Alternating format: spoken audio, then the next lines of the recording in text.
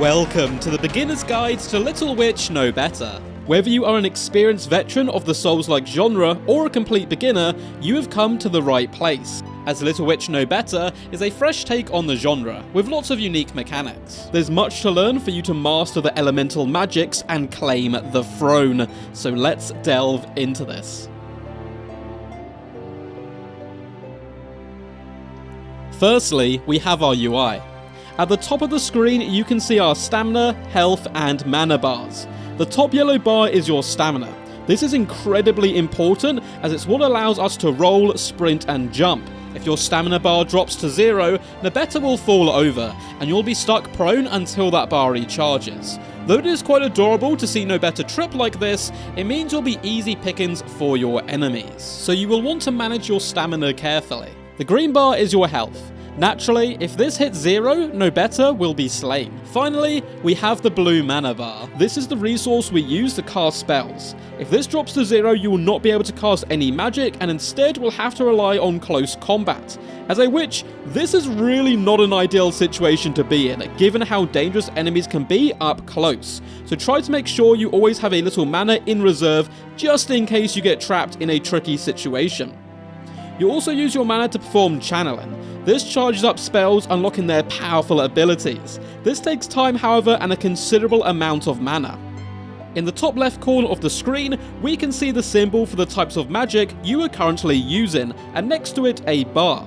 This bar shows you how long you have left to channel an element and how long the effects will last. The bar fills up as you charge your spell and depletes as the power-up effects wear off. For the last of the UI, we have our inventory, located at the bottom of the screen. To select an item, simply move left or right on the directional pad. To use an item, press up, and to discard an item, press down on the directional pad. It's good to know that using items takes a little bit of time, during which you are vulnerable to attacks. If you attempt to use an item and get hit by an enemy before you finish, you will immediately drop that item, so make sure to be careful and always have some decent distance between yourself and your enemies before risking a cheeky heal. Up next, let's take a look at the basics of combat. You have two main forms of attacking in Little Witch Nobeta. The first and most important is magic. Due to its versatility and power, this should be your main form of attack. You have 6 forms of elemental magic to use that will be unlocked as you progress throughout the game. We have Arcane, Ice, Fire, Lightning, Wind, and Absorption. Each of these have their own effects, power-ups, and usefulness in the game. To use magic, simply pull down on the trigger, that's ZR on Switch, or R2 on PlayStation, to deliver some long-range punishment to those who stand between you and the throne. Arcane is a multi-purpose single-shot form of magic. Fire is great in close quarters, working like a shotgun to clear out those close to you. Ice is a rapid-fire beam, and Lightning is your single-shot, slow-firing but devastating sniper. The exceptions to this are Wind and Absorption magic, which operate separately. Wind is your double jump and Absorption is your counter. Close combat is very satisfying. You press your R or your R1 bumper to deliver some powerful blows to an enemy who has gotten a little too close for comfort. You can strike multiple times in a row, and this is a great way to finish off monsters if your mana is running a little dry. You do decent damage in combat, but so do your opponents, so this should be used more as a last resort or when you expend your mana bar. If you have channeled an element, however, your combat attacks will do vastly more damage. So against enemies who are posing too much of a challenge at range, try mixing it up by channeling some elements before rushing your enemy and giving them a swift bonk to the head. Channeling elements is a crucial part of combat and should be used often. To channel an element, simply tap the Y button on Nintendo Switch or the square button on PlayStation, and this will start Nobeta off, powering up her staff. This will take a little bit of time and can indeed be interrupted if you get hit. You can still roll while channeling, but it will pause the charge until the roll has been completed. If you change your mind, simply press the same button again mid-charge and you'll get some of your mana back. Charging your spells will increase your damage output both with range and combat attacks, whilst likewise unlocking your spell's special. To use this special, simply aim with your staff by using the left trigger. I won't spoil the special attacks in this guide, but instead let you go out and explore them for yourself. Each has its own advantages and disadvantages depending on what opponent you are facing, and they can be incredibly useful when solving some of the game's many puzzles. It's good to note this game does indeed have a lock-on system for those who enjoy that level of control, but it is not mandatory, and you can play through the game without ever locking onto a target. Friendly fire is on, so be careful with a few of your more explosive abilities, as they can certainly chunk down your health bar. You can also counterattack your opponents to throw them off kilter and save yourself in some dangerous scenarios.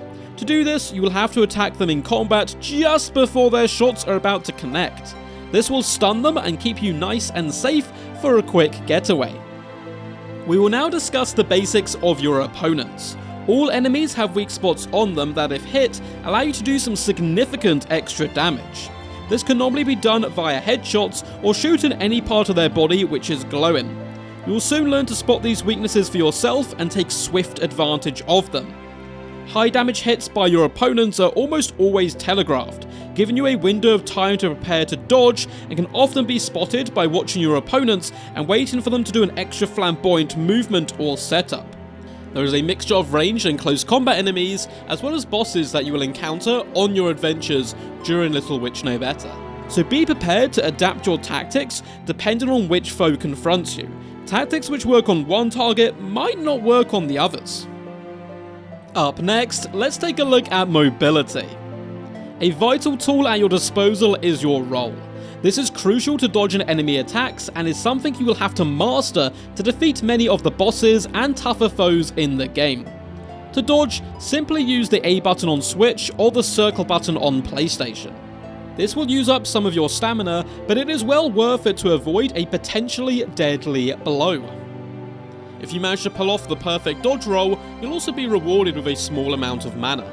Unlike some Souls-like games, Little Witch Nobeta actually has a jump button, and it is incredibly useful during exploration, as it allows you to explore hidden locations, solve puzzles, and avoid low sweeping attacks. To jump, simply press the B button on Switch or X button on PlayStation.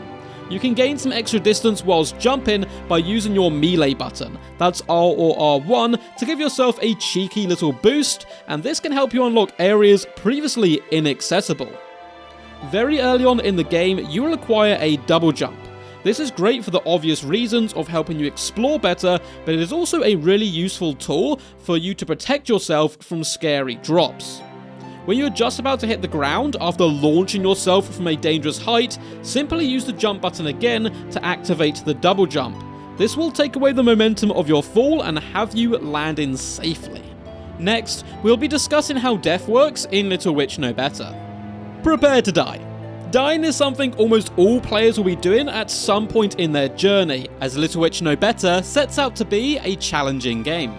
Dying will occur when your health bar is reduced to 0, or if you fall into hazardous terrain, such as lava or a pit of endless darkness. When you die, Nobeta will wake up near a goddess statue as if awoken from a dream. These statues also operate as your save points, and you can teleport to the last one you visited. Upon death, enemies you have previously slain will be respawned, however, any puzzles or sections of the map unlocked will remain solved.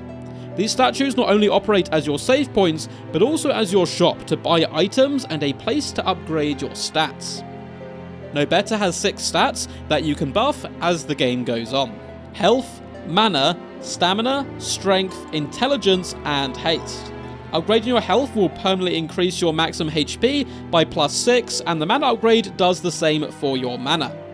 Increasing your stamina attribute will permanently increase your stamina by +3, and leveling up your strength will increase your combat power, mana regeneration, and aiming stability. When you level up your intelligence, it will increase your magical damage output, and finally, leveling up haste will increase your channeling speed and extend your aura duration. To upgrade stats and purchase items, you're going to need Soul Essence. Soul Essence operates as both your currency and your experience. On death, you will keep your Soul Essence unless you are cursed, and you can be cursed by using certain items. And that curse isn't going anywhere until you make it back to a goddess statue and start to pray. The higher the curse, the more Soul Essence you will lose upon your death, and you can see when you are being cursed by the skull icon in the corner flaring up. Running the risk of being cursed makes it a good idea to spend your soul essence while you can, as the goddess statue's items will never be cursed. Next, we're going to discuss the importance of exploration. Not only is it fun running through the landscape of Little Witch Nobeta, uncovering every secret in the hardest to reach areas, but it is well worth your time, as you can find items vital to success amongst the many treasure chests. In your travels, you'll be able to find many standard items, but also grimoires, expansion bags, and mysterious crystals. These are rare and powerful items, which will often be found in tricky to locate chests.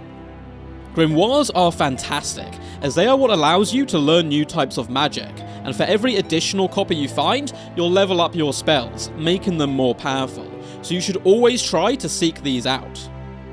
Expansion bags will increase the number of items you can hold by 1 for every new bag you find. You will start with 4 of these automatically at the start of the game, so be careful when deciding what items to buy and carry, as you do have a limited carrying capacity. Mysterious crystals are some of the most powerful consumable items in the game. Upon use, these rare crystals will create a field of magic that, when inside, will gradually restore your health and mana. These items are hard to come by, but can help out massively against powerful bosses. There are also items hidden around the map that reveal secret snippets of lore that you can piece together to understand some of the characters and wider scope of your situation in more vivid detail. It's easy to get lost in Little Witch Nobeta's vast areas, so a good trick to learn early on is to light lanterns as you pass them. By doing this, you will easily be able to check if you have been down a particular path already and keep yourself moving in the right direction. You can acquire items in other ways than just exploration, as you can also buy items at the goddess statues, but be aware, these items tend to be the more basic items, easily accessible in your adventures. Little Witch Nobeta has some tough boss fights and challenging areas, so it's good to remind yourself every now and again that these tough moments aren't blocking your path, they are the path, and walking down that path is very rewarding. I hope that you found this guide useful, and I wish you the best of luck on your adventures. Little Witch Nobeta is out now on Nintendo Switch and PlayStation 4. If you enjoyed the content, feel free to leave a juicy thumbs up and subscribe, but more importantly, keep your staff ready and have a magical time.